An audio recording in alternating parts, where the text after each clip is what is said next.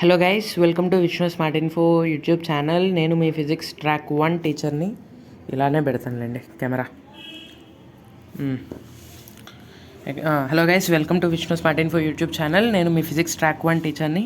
So ఇవాళ క్లాస్లో మనం ఫ్రెష్ టాపిక్ స్టార్ట్ చేసుకుందామని చెప్పేసి అనుకున్నాం కదా. ఆ ఫ్రెష్ టాపిక్ వచ్చేసరికి మోడర్న్ ఫిజిక్స్లో ఉన్నటువంటి very easiest lesson, dual nature of matter. So ఈ లెసన్ కాస్త ఇంపార్టెంట్ లెసన్, అంటే చాలా ఈజీ లెసన్ కాబట్టి ఇంపార్టెంట్ లెసన్ అయిపోయింది. అంటే చాలా ఈజీగా మనం మార్క్స్ని స్కోర్ చేసుకోవచ్చు కాబట్టి ఈ లెసన్ ఇంపార్టెంట్ లెసన్ అయింది కాబట్టి ప్రతి ఒక్కరు కూడా వింటారని చెప్పేసి అనుకుంటున్నాను. 99.9% ఈ లెసన్ మొత్తం ఒకే ఒక వీడియోలో నేను వన్ షాట్ వీడియోలాగా చెప్పడానికి ట్రై చేస్తాను. కాస్త ఎక్కువ టైం అయినా కానీ పర్వాలేదు, మీరు వినండి దయచేసి. నేను మీకోసం ఇంత కష్టపడి చెప్తున్నాను. ప్లీజ్ గైస్, ప్లీజ్ వినండి, షేర్ చేయండి. ఓకే, ఇంకా ఇది వచ్చేసరికి నాది ఎప్పటిదో నోట్స్ కాస్త వెతుకుతే దొరికింది. సో నేను అందుకని చెప్పేసి మళ్ళీ నేను రాస్తే టైం వేస్ట్ అవుతుంది అనవసరంగా. నేను కంప్లీట్ లెసన్ ఒక వీడియోలో చెప్పాలనుకుంటున్నాను కాబట్టి నేను నోట్స్ చూపిస్తూ చెప్పేస్తే మీకు టైం కలిసి వస్తుంది కదా అన్న ఉద్దేశంతో నేను డైరెక్ట్ నోట్స్ చూపిస్తాను. ఓకే, మీరు ఒకవేళ నోట్స్లు రాసుకోవాలనుకుంటే మీరు పాస్ పెట్టుకొని నోట్స్ రాసుకోండి. Okay, so dual nature of matter, లేకపోతే దాన్ని ఇంకొక పేరు ఫోటో ఎలక్ట్రిక్ ఎఫెక్ట్. సో ఈ ఫోటో ఎలక్ట్రిక్ ఎఫెక్ట్ మనకి ఎన్సీఆర్టీలో ఓన్లీ ఫోటో ఎలక్ట్రిక్ ఎఫెక్ట్ మాత్రమే ఉంది. ఈ ఎక్స్రేస్ అనే టాపిక్ లేదు. ఓకే, సో ఈ ఎక్స్రేస్ అనేది లేదు మనకి. ఓకే, ఇంకా ఫోటో ఎలక్ట్రిక్ ఎఫెక్ట్ గురించి మనం తెలుసుకుందాం. సో ఫోటో ఎలక్ట్రిక్ ఎఫెక్ట్ గురించి తెలుసుకునే ముందర లైట్కి డిఫరెంట్ టైప్స్ ఆఫ్ ప్రాపర్టీస్ ఉంటాయి. అవి ఏంటిరా అంటే, ఒకటి వచ్చేసరికి రిఫ్లెక్షన్, లైట్ రిఫ్లెక్ట్ అవుతుంది, లైట్ రిఫ్రాక్ట్ అవుతుంది, లైట్ ఇంటర్ఫియర్ అవుతుంది, లైట్ డిఫ్రాక్ట్ అవుతుంది, లైట్ పోలరైజ్ అవుతుంది, లైట్కి కాంప్టన్ ఎఫెక్ట్ ఉంటుంది, లైట్కి డిస్పర్షన్ ఉంటుంది, లైట్కి స్కాటరింగ్ ఉంటుంది. ఇంకా అలాగనే లైట్కి ఫోటో ఎలక్ట్రిక్ ఎఫెక్ట్ కూడా ఉంటుంది.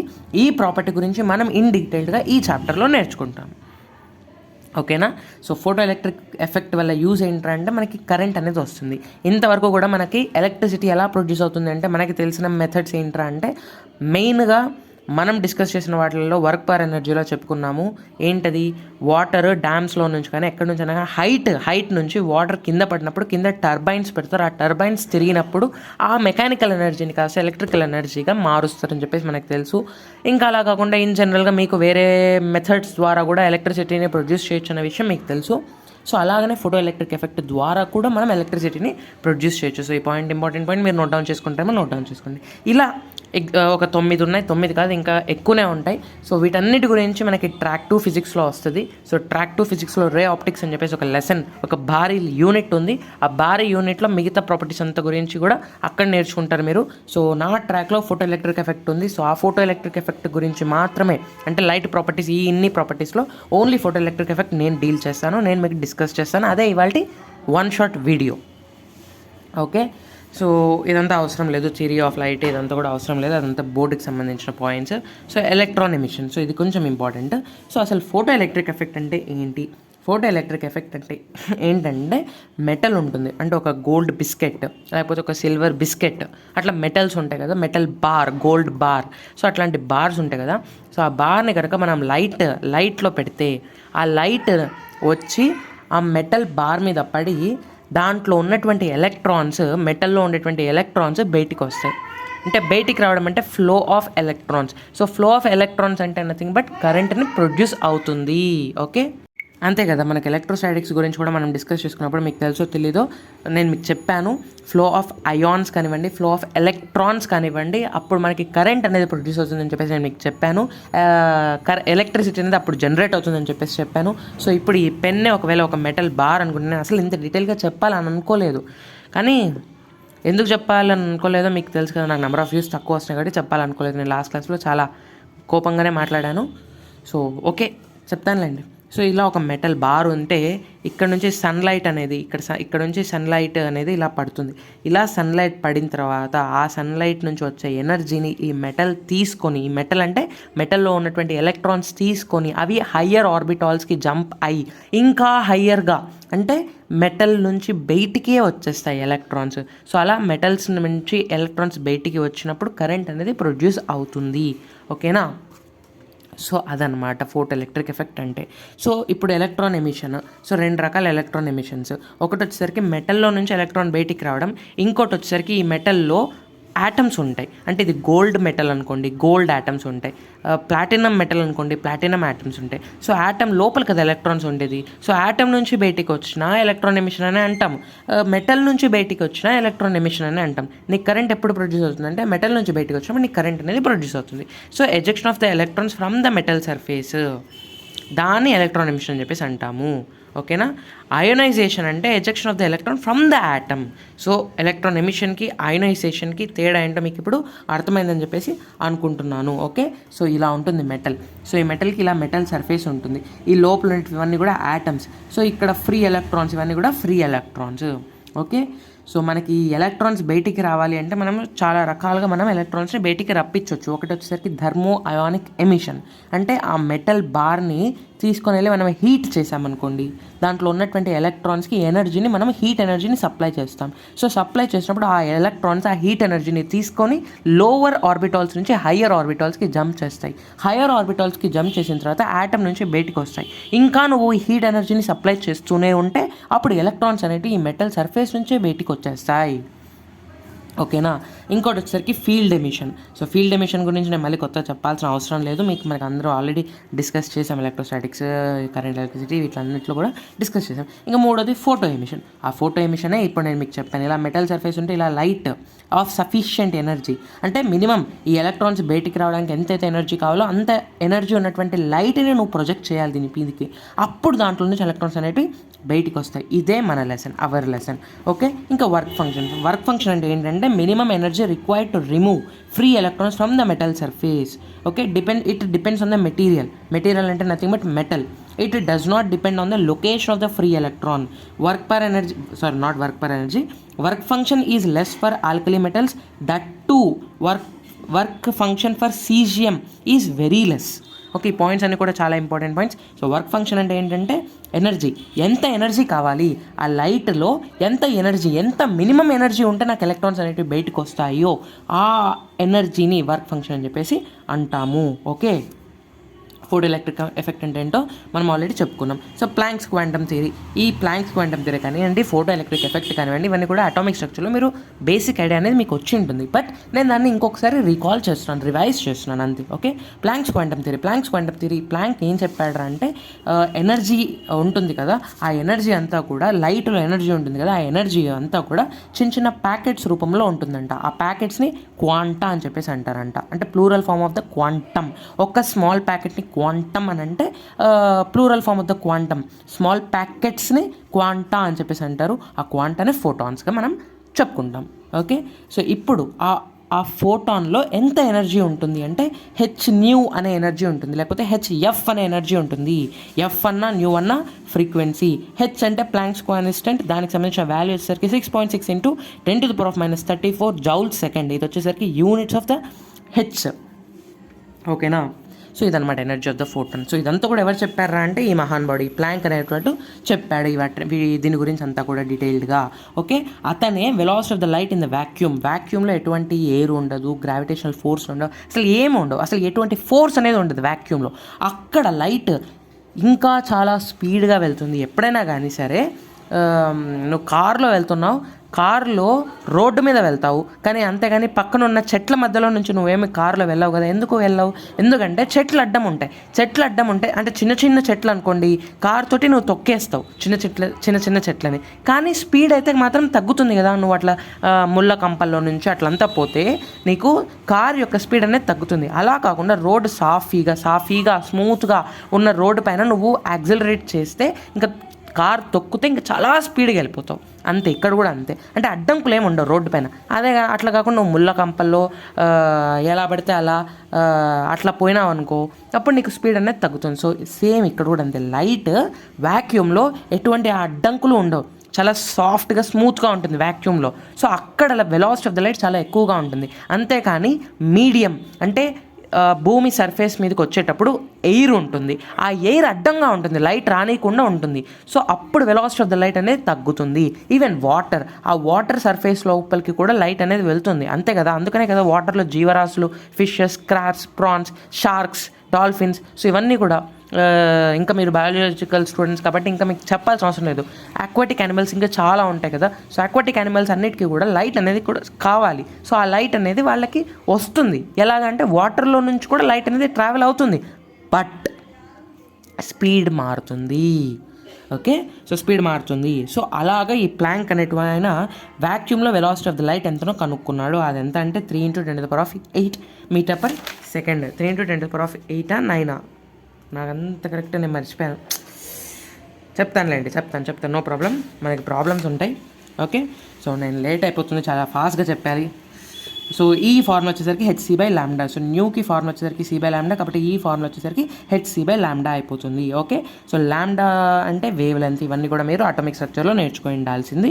ఓకే, సో 1 యాంగ్స్ట్రామ్ అంటే 10⁻⁻10 మీటర్, 1 నానోమీటర్ అంటే 10⁻⁹ మీటర్. ఇవన్నీ కూడా మీకు తెలిసిన విషయాలే. అటామిక్ స్ట్రక్చర్లో, కెమిస్ట్రీలో అటామిక్ స్ట్రక్చర్లో వచ్చిన విషయాలే. సో నేను మళ్ళీ ఇవన్నిటి గురించి స్పెసిఫిక్గా టైం తీసుకొని చెప్పట్లేదు. ఓకే, సో ఎనర్జీ కనుక్కోవడానికి మన దగ్గర ఇంకొక ఫార్ములా ఉంది. ఏంటంటే E = 12375/λ. ఆ లాంబ్డా కూడా యాంగ్స్ట్రామ్స్లో ఉండాలి. అప్పుడు నీకు వచ్చే ఎనర్జీ కూడా ఎలక్ట్రాన్ వోల్ట్లో ఉంటుంది, జౌల్స్లో ఉండదు. ఓకే, సో 12375ని రౌండ్ ఫిగర్లో 12,400 చెప్పేస్తాం. So E = 12,400/λ. ఆ లాంబ్డా యాంగ్స్ట్రామ్స్లో ఉండాలి.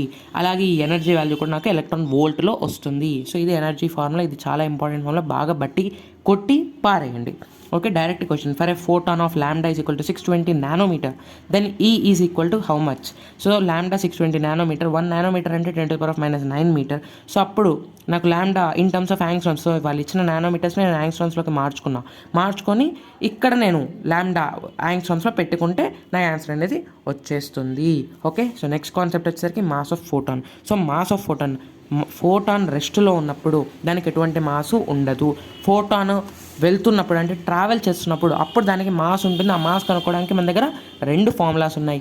m = E/c², m = h/c lambda. ఈ 2 ఫార్ములాస్ ఎలా వచ్చాయో నేను ఇక్కడ నీట్గా చూపిస్తున్నాను. ఈ ఫార్ములా ఎక్కడి నుంచి వచ్చిందంటే E = mc². ఇది అందరికీ తెలిసిన ఇంపార్టెంట్ బేసిక్ రిలేషన్. ఇక్కడ నుంచి mass of the photon is equal to E/c² అని చెప్పేసి తెలుస్తుంది. సో ఈ ఫార్ములా hc/λ కాబట్టి సో అట్లా సబ్స్టిట్యూట్ చేసుకుంటే నాకు ఇంకొక ఫార్ములా కూడా వస్తుంది మాస్ ఆఫ్ ద ఫోటాన్ కనుక్కోవడానికి, అదే h/c⁴. ఓకే, ఇంకా మాస్ ఉంది, ఫోటాన్కి మాస్ ఉంది అంటే మొమెంటం కూడా ఉంటుంది. ఎందుకంటే మొమెంటం ఫార్ములా వచ్చేసరికి m × v కదా. So very simple. So next ఇది important. Number of photons emitted by a source. ఒక సన్ ఉంది, అక్కడ ఆ సన్లో నుంచి లైట్ అనేది వస్తుంది. అయితే ఆ లైట్లో ఎన్ని ఫోటాన్స్ ఉన్నాయి, number of photons emitted by the source అని కనుక్కోవాలి. సో కనుక్కోవాలంటే దానికి సంబంధించిన ఫార్ములా వచ్చేసరికి n = Pt/E. P అంటే పవర్. ఓకేనా, కొంచెం ఫాస్ట్గా చెప్తున్నాను అనుకోకండి, బట్ నేను ప్రతిదీ డిస్కస్ చేయడానికి కొంచెం స్పీడప్ చేశాను. Okay, so n = Pt/E. Okay, E అంటే energy of the each photon. ఎంత? hc/λ. ఎవరు చెప్పారు? ప్లాంక్ చెప్పాడు. P అంటే ఏంటి? పవర్. అది వాడే ఇస్తాడు, వాడు ఇవ్వకపోయినా సింపుల్. P ఫార్ములా అంటే ఎనర్జీ బై టైం. ఓకే, అదనమాట. Okay, so next intensity of the light energy, లేకపోతే ఎనర్జీ ఫ్లక్స్ అంటే ఏంటో తెలుసుకుందాం. సో ఫ్లక్స్ అంటే ఏంటి? ఫస్ట్ ఆఫ్ ఆల్ ఫ్లక్స్ అంటే ఏంటో మీకు గుర్తుందా? మీకు గుర్తు లేకపోతే మీరు వెళ్ళి ఫ్లక్స్ అని చెప్పేసి, నేను ఎలక్ట్రోస్టాటిక్స్ చెప్పేటప్పుడు ఒక లెక్చర్ ఎలక్ట్రిక్ ఫ్లక్స్ అండ్ గాస్లా గురించి డిస్కస్ చేయడం జరిగింది. సో మీరు ఫస్ట్ అది వింటే అప్పుడు మీకు అర్థమైపోతుంది. లేకపోతే ఇక్కడ నేనే రాశాను చూడండి, energy crossing through unit cross section in unit time is known as flux. ఓకేనా, అది. సో ఆ ఫ్లక్స్ కనుక్కోవడానికి ఫార్ములా వచ్చేసరికి E/AT, లేకపోతే E/T అంటే ఏంటి? పవర్ కదా. ఇది ఎక్కడి నుంచి వచ్చింది? వర్క్ పర్ ఎనర్జీ నుంచి వచ్చింది. సో ఫ్లక్స్ లేకపోతే ఇంటెన్సిటీ వచ్చేసరికి power divided by area. So ఇదన్నమాట ఫార్ములా. ఓకేనా, సో నెక్స్ట్ టాపిక్ వచ్చేసరికి థ్రెషోల్డ్ ఫ్రీక్వెన్సీ. ఈ మధ్యలో అన్నీ ఏం చెప్పలేదు అంటే అవసరం లేదు కాబట్టి చెప్పలేదు, అంతే. ఓకే, సో నెక్స్ట్ కాన్సెప్ట్ వచ్చేసరికి threshold frequency. So threshold frequency అంటే నీకు ఫస్ట్ థ్రెషోల్డ్ ఎనర్జీ అంటే nothing but work function. So work function గురించి నీకు తెలియాలి. సో వర్క్ ఫంక్షన్ గురించి నీకు ఆల్రెడీ తెలుసు. సో ఫోటాన్ ఎనర్జీకి ఫార్ములా ఏంటి? E = hν. ఒకవేళ ఈ వాల్యూ ప్లేస్లో వర్క్ ఫంక్షన్ ఉంటే అప్పుడు నాకు వచ్చే ఈ ν0 థ్రెషోల్డ్ ఫ్రీక్వెన్సీ. ఓకే, సో ఇప్పుడు నేను చెప్పేది కాస్త జాగ్రత్తగా మీరు వినండి.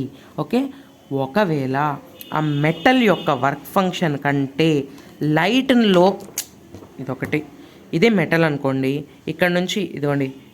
ఇక్కడ నుంచి లైట్ వస్తుందని అనుకోండి. ఓకే, ఇక్కడ నుంచి ఇది నేను కవర్ చేశాను అనుకోండి, లైట్ ఏం లేదు. అలా కాకుండా కవర్ లేకపోయింది అనుకోండి, ఇక్కడ నుంచి లైట్ వస్తుంది కదా ఈ మెటల్ పైన. దీన్ని మెటల్ అనుకోండి కొద్దిసేపు. Okay, best. సో ఈ మెటల్లో నుంచి ఎలక్ట్రాన్స్ బయటికి రావాలంటే దీనికి మినిమం మనం ఎంత ఎనర్జీ ఇవ్వాలి? మినిమం వర్క్ ఫంక్షన్, అంటే దీనికి వర్క్ ఫంక్షన్ ఎంత ఉంటే అంత ఎనర్జీని మనం దీనికి ఇవ్వాలి. అప్పుడే ఇది మనకి ఎలక్ట్రాన్స్ని బయటికి ఎమిట్ చేస్తుంది, అంతేనా?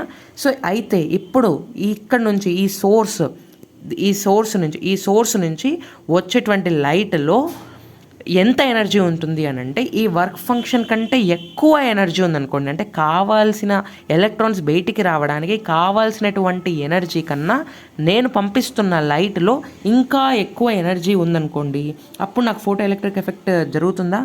ఎస్, అఫ్ కోర్స్ జరుగుతుంది. ఫోటో ఎలక్ట్రిక్ ఎఫెక్ట్ జరగాలి అంటే దీనికి మినిమం ఎంత? ఫోటో ఎలక్ట్రిక్ ఎఫెక్ట్ జరగాలి అంటే అసలు ఫోటో ఎలక్ట్రిక్ ఎఫెక్ట్ అంటే ఏంటి? దీంట్లో ఉన్న ఎలక్ట్రాన్స్ బయటికి రావాలి. సో దీంట్లో ఉన్న ఎలక్ట్రాన్స్ బయటికి రావడం జరగాలి అంటే దీనికి మినిమం ఎంత కావాలి?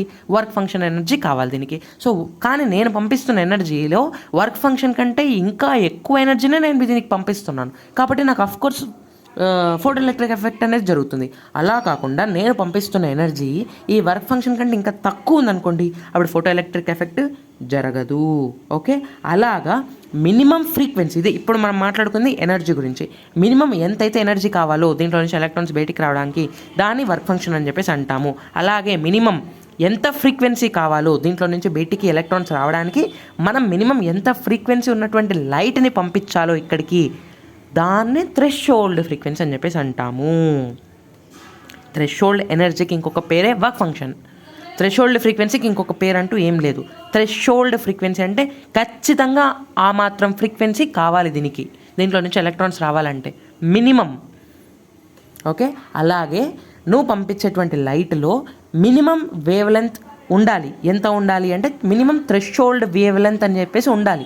అంత వేవ్ లెంత్ ఉన్న లైట్ని నువ్వు పంపించినప్పుడే దీంట్లో నుంచి ఎనర్జీ అనేది ఎలక్ట్రాన్స్ అనేవి బయటకు వస్తాయి. అంటే దీంట్లో నుంచి ఎలక్ట్రాన్స్ బయటికి రావాలంటే మినిమం ఎనర్జీ ఉండాలి. మినిమం ఎనర్జీ అంటే నథింగ్ బట్ వర్క్ ఫంక్షన్ ఉండాలి, థ్రెషోల్డ్ ఫ్రీక్వెన్సీ ఉండాలి, థ్రెషోల్డ్ వేవ్ లెంత్ ఉండాలి. అంటే 3 కండిషన్స్ సాటిస్ఫై కావాలి. సో మీరు తప్పుగా అనుకోకండి, 3 ఫంక్షన్ సాటిస్ఫై అవ్వడం కాదు, ఈ 3 ఒకటే. ఈ ముగ్గురులో ఏదో ఒకటి సాటిస్ఫై అయినా కానీ మిగతా 2 ఆటోమేటిక్గా సాటిస్ఫై అవుతాయి. ఈ ముగ్గురులో ఎవరో ఒక్కరు సాటిస్ఫై అవ్వకపోయినా కానీ మిగతా 2 ఆటోమేటిక్గా సాటిస్ఫై అవ్వవు. ఎందుకంటే ఈ ముగ్గురికి మధ్యలో రిలేషన్ ఉంది. ఆ రిలేషన్ ప్లాంక్ చెప్పాడు. ఏంటి ఆ relation? Is equal to hc/λ. ఈ అంటే ఎనర్జీ, న్యూ అంటే c/λ అంటే ఫ్రీక్వెన్సీ, లాంబ్డా అంటే వేవ్ లెంత్. ఇదే ఇప్పుడు నేను మీకు చెప్పబోతున్నాను. If E is less than W అంటే energy of the light is less than work function of the metal, then photoelectric effect cannot take place. అలా కాకుండా if E is greater than W then photoelectric effect take place. Okay, so E less than W ఉంటే photoelectric effect take place అవ్వదు. అలాగనే మనం పంపించే frequency threshold frequency కంటే తక్కువ ఉంటే photoelectric effect take place అవ్వదు. అలా కాకుండా మనం పంపించేటువంటి ఫ్రీక్వెన్సీ థ్రెషోల్డ్ ఫ్రీక్వెన్సీ కంటే ఎక్కువ ఉంటే అప్పుడు నాకు ఫోటో ఎలక్ట్రిక్ ఎఫెక్ట్ అనేది జరుగుతుంది. ఓకే, సో అలాగనే మీరు కనుక గమనిస్తే ఇక్కడ ఈ ప్లేస్లో hν పెట్టాను, వర్క్ ఫంక్షన్ ప్లేస్లో hν0 పెట్టాను కదా. సో ఇప్పుడు నేను ఏం చేస్తానంటే ఈ ప్లేస్లో hc/λ పెడతా.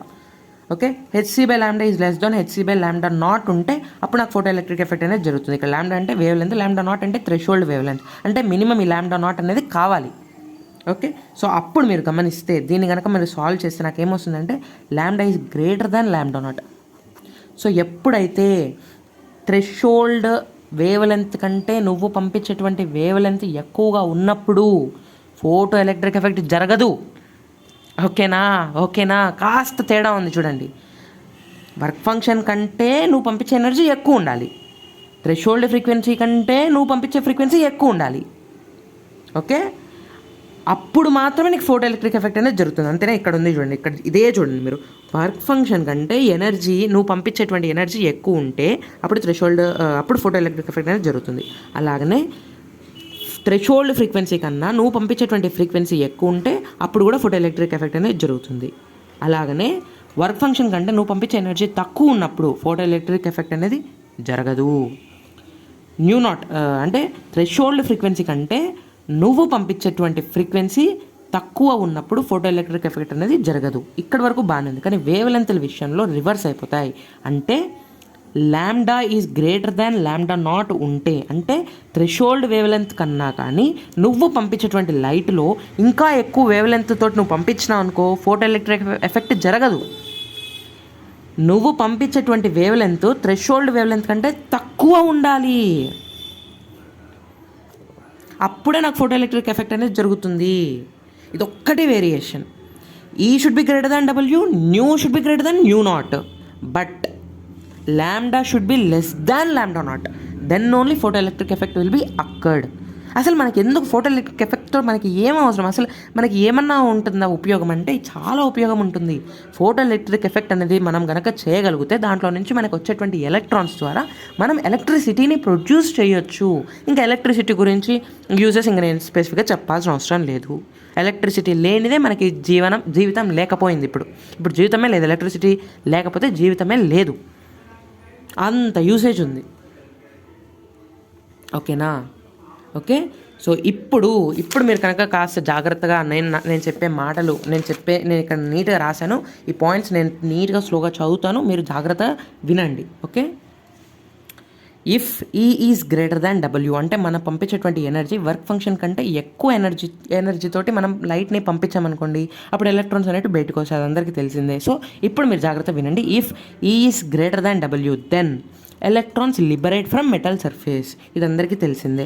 Since they absorb energy of the photon, ఇది కూడా అందరికీ తెలిసిందే. That energy utilized by the electron for 2 purposes అంటే నువ్వు లైట్ ఎనర్జీలో పంపించేటువంటి ఎనర్జీని ఎలక్ట్రాన్స్, మెటల్ లోపల ఉండేటువంటి ఎలక్ట్రాన్స్ 2 పర్పస్లకి వాడుకుంటుందంట. ఒకటి వచ్చేసరికి remove the electron from the metal surface అంటే మెటల్ సర్ఫేస్ నుంచి ఎలక్ట్రాన్ బయటికి రావడానికి యూస్ చేసుకుంటుంది ఆ ఎనర్జీని. రెండోది వచ్చేసరికి remaining part of the energy can be utilized to move the electrons అంటే ఎలక్ట్రాన్స్ తీసుకుంటాయి, ఫస్ట్ నువ్వు పంపించే ఎనర్జీని అంతా తీసుకుంటాయి ఎలక్ట్రాన్స్, తీసుకొని కొంచెం ఎనర్జీ ద్వారా మెటల్ సర్ఫేస్ నుంచి బయటికి రావడానికి ట్రై చేసి బయటికి వస్తాయి. ఇంకా దాని దగ్గర ఎనర్జీ ఉందనుకోండి, అప్పుడు అది మూవ్ కూడా అవుతాయి, జరుగుతాయి కూడా ఎలక్ట్రాన్స్, అంటే ఎలక్ట్రాన్స్ ఫ్లో అవుతాయి. ఎలక్ట్రాన్స్ ఫ్లో అవుతున్నాయంటే నీకు కరెంట్ అనేది వస్తుంది, నీకు ఫైనల్గా కావాల్సినటువంటి ఎలక్ట్రిసిటీ అనేది వస్తుంది. ఇది మోడర్న్ ఫిజిక్స్ అంటే నీకు లేటెస్ట్గా నీకు ఏమేమి కావాలి, నాకు లేటెస్ట్గా ఎలక్ట్రిసిటీ ఎక్కువగా నాకు కావాలి. ఎలక్ట్రిసిటీ ఖర్చు నాకు రాష్ట్రంలో కానీ దేశంలో కానీ ప్రపంచంలో కానీ చాలా ఎక్కువగా ఉంది, ఎలక్ట్రిసిటీ యూజ్ చేసేవాళ్ళు చాలా ఎక్కువ మంది ఉన్నారు. సో అంత ఎలక్ట్రిసిటీని నేను ప్రొడ్యూస్ చేయాలంటే ఎన్ని టర్బైన్లు పెట్టాలి, ఎంత తతంగం ఉంటుంది. సో నేను ఎలక్ట్రిసిటీని ప్రొడ్యూస్ చేయడానికి వేరియస్ మెథడ్స్ని కనుక్కుంటున్నా. ఆ వేరియస్ మెథడ్స్లో ఇదొకటి. నెక్స్ట్ ఇంకొక లెసన్ ఉంటుంది మోడర్న్ ఫిజిక్స్లో, సెమీ కండక్టర్స్ అని చెప్పేసి. ఆ సెమీ కండక్టర్స్లో కూడా మనం ఎలక్ట్రిసిటీని ప్రొడ్యూస్ ఎలా చేయాలో దాని గురించి మనం డిస్కస్ చేస్తాము. ఎందుకంటే మనకి మోడర్న్ లైఫ్లో ఎలక్ట్రిసిటీ అంత ఇంపార్టెంట్. సో నాకు తెలిసి అర్థమైంది ఎందుకు మోడర్న్ ఫిజిక్స్ అని వాళ్ళు పేరు పెట్టారు, మీకు అర్థమైందని చెప్పేసి నేను అనుకుంటున్నాను. ఓకేనా? 1 సెకండ్, ఇంకంతే, దాదాపుగా అయిపోయింది. ఓకే, ఇంకా డీప్ బ్రోగ్లీ వేవ్ లెంత్ ఉంటుంది. ఓకే. సో ఇలా 2 రకాలుగా మనం పంపించే ఎనర్జీని ఎలక్ట్రాన్ అనేది యూజ్ చేసుకుంటుంది. సో అందుకని చెప్పేసి నేను E = W + KE అని చెప్పేసి ఫార్ములా రాస్తున్నా. KE అంటే ఎక్స్ట్రా ఎనర్జీ, మినిమం ఖచ్చితంగా మెటల్ సర్ఫేస్ నుంచి బయటికి రావడానికి వర్క్ ఫంక్షన్ అనేది కావాలి. దాంతోపాటు ఒకవేళ ఇంకా ఎక్స్ట్రాగా దాని దగ్గర ఎలక్ట్రాన్ దగ్గర ఎనర్జీ ఉంటే ఆ ఎనర్జీతోటి అది మూవ్ అవుతుంది. ఓకే. సో దీన్ని పట్టుకొని మనం కొన్ని ప్రాబ్లమ్స్ డిస్కస్ చేసాము అంతే. ఓకేనా? సో ఇంకా నెక్స్ట్ కాన్సెప్ట్ వచ్చేసరికి ఇవన్నీ కూడా అవసరం లేవు అంతగా. మీరు ఒకసారి NCERT చదవండి, effect off frequency of light గురించి మీరు ఒకసారి ఖచ్చితంగా మర్చిపోకుండా NCERT అయితే చదవండి. ఈ గ్రాఫ్లు కూడా చూసుకోండి. ఇవి ఇంకా నేను చెప్పనీకి కుదరదు. ఇంకా నేను డైరెక్ట్గా డీ బ్రోగ్లీ వేవ్ లెంత్లోకి వెళ్ళిపోతాను. ఈ రేడియేషన్ ఫోర్స్ ఇవన్నీ కూడా యాటమ్స్లో వస్తాయి, కానీ మా సార్ అప్పుడు చెప్పేటప్పుడు మాకు దీంట్లోనే చెప్పాడులేండి, అది వేరే విషయము. సో మ్యాటర్ వేవ్స్ అంటే నథింగ్ బట్ డీ బ్రోగ్లీ గురించి మనం డిస్కస్ చేసుకుంటాం. సో డీ బ్రోగ్లీ గురించి నేను ఎక్కువసేపు ఏమి మాట్లాడను, సింపుల్గా పని అయిపోగొట్టేస్తాను. So de Broglie wave length అనేది లాంబ్డా తోటి డినోట్ చేస్తాం. దానికి ఇన్ని ఫార్ములాస్ ఉన్నాయి. So lambda = h/p, lambda = h/mv, lambda = h/√2mke, lambda = h/√2mqv. Okay. So ఇక్కడ h/p, h అంటే వాల్యూ 6 × 10⁻³ జౌల్ సెకండ్, p అంటే momentum formula mass into velocity. Okay. ఈ వెలాసిటీ ప్లేస్లో నేను 2ke పెట్టాను. ఓకే. ke అంటే నిజంగా కైనెటిక్ ఎనర్జీ, ఇక్కడ q అంటే ఛార్జ్, v అంటే పొటెన్షియల్ డిఫరెన్స్. ఓకేనా, ఇది ఫార్ములా. ఓకే, ఇంకా నువ్వు కొన్ని గుర్తుపెట్టుకోవాలి. De Broglie wave length for electrons వాళ్ళు డైరెక్ట్గా అడిగే ఛాన్స్ ఉంది. సో వాళ్ళు డైరెక్ట్గా అడిగితే నువ్వు వాడాల్సిన ఫార్ములాస్ వచ్చేసరికి ఈ రెండు. Lambda is equal to 12.27 divided by under root V angstroms, లేకపోతే lambda is equal to under root of 150 divided by V angstroms. Okay, so అలా కాకుండా వాళ్ళు డీబ్రోగ్లీ వేవ్ లెంత్ ప్రోటాన్ అడిగారు అనుకోండి, అప్పుడు నువ్వు వాడాల్సిన ఫార్ములా వచ్చేసరికి 0.286 divided by under root of V angstroms. De Broglie wave length of the deuteron అడిగినారు అనుకోండి, lambda equal to 0.202 divided by under root V angstroms. For alpha particle అయితే 0.101 divided by V angstroms. Okay, so ఇదనమాట. ఈ formula మాత్రం important. ఈ formula ఒకటి గుర్తుపెట్టుకుంటే చాలు. ఇంకా మీకు డీబ్రోగ్లీ వేవ్ లెంత్ అంటే ఏంటి, అసలు ఏంటి, దానివల్ల యూస్, అవన్నీ కూడా నేను చెప్పాలని అనుకోవట్లేదు. ఎందుకంటే నాకు నెంబర్ ఆఫ్ వ్యూస్ తక్కువ వస్తున్నాయి. నేను ఎందుకు అంత కష్టపడాలనేది నా మెయిన్ ఇంటెన్షన్. మరి నన్ను నమ్ముకొని ఉన్నారు కదా, వాళ్ళకి నేను నష్టపోయేలా చేస్తున్నానేమో అనే డౌట్ అయితే నాకు లేదు. ఎందుకంటే ఇన్ని చెప్పాను కదా, నేను ఇన్ని ఫార్ములాస్ చెప్పాను. ఈ ఫార్ములాస్ బేస్ చేసుకునే మీకు ప్రాబ్లమ్స్ అనేవి వస్తాయి. సో డైరెక్ట్ మీరు సబ్స్టిట్యూషన్ చేస్తే మీకు ఆన్సర్ అనేది వస్తుంది, మీకు మార్క్స్ అనేవి వస్తాయి. కాబట్టి ఇంకా నేను మళ్ళీ ఎక్స్ట్రా చెప్పాల్సిన అవసరం లేదని చెప్పేసి నేను అనుకుంటున్నాను. నేను నిన్న కాదు, లాస్ట్ క్లాస్లో నేను మీకు నీట్గా చెప్పాను. సో ఏమని చెప్పానో మీరు విన్నారు కదా. అనవసరమైన కంటెంట్, ఎక్స్ట్రా కంటెంట్ అంతా కూడా ఇప్పటి నుంచి క్లాసెస్లో నేను చెప్పను. ఏదైతే మనకి నీట్కి ఎగ్జామ్కి కావాలో, ఏదైతే కంటెంట్ మీకు మార్క్స్ తెచ్చుకోవడానికి కావాలో అది మాత్రమే డెలివర్ చేస్తాను. ఇప్పటి నుంచి హోంవర్క్లు కూడా ఇవ్వను. మీరు చదువుకోండి. నేను కమిట్ అయ్యాను. సో అది కంప్లీట్గా వేరే వాళ్ళలాగా మధ్యలో వదిలేయకుండా నేను కంప్లీట్గా ఫినిష్ చేస్తాను ఫినిష్ చెయ్యాలి అనే భావనతోటి కష్టపడి చెప్తున్నాను. ఇంకా నెంబర్ ఆఫ్ వ్యూస్ తక్కువ వస్తున్నా, అది గైస్. So that's it. నాకు కొంచెం బాధ ఎక్కువ అయిపోయింది. సో ఆ బాధతోటి కొంచెం కోపంగా, కొంచెం హార్ష్గా మాటలు అనేవి వస్తున్నాయి. మీరు పెద్దగా పట్టించుకోకండి, నాకెందుకు అని అనుకోండి, సరేనా? Okay guys, thank you, have a nice day, take care. Okay, one short video ఫాస్ట్గా చెప్పడం వల్ల నా గొంతు పోయింది. Okay, no problem, meet you in the next class with a new fresh lesson. Thank you, bye, take care.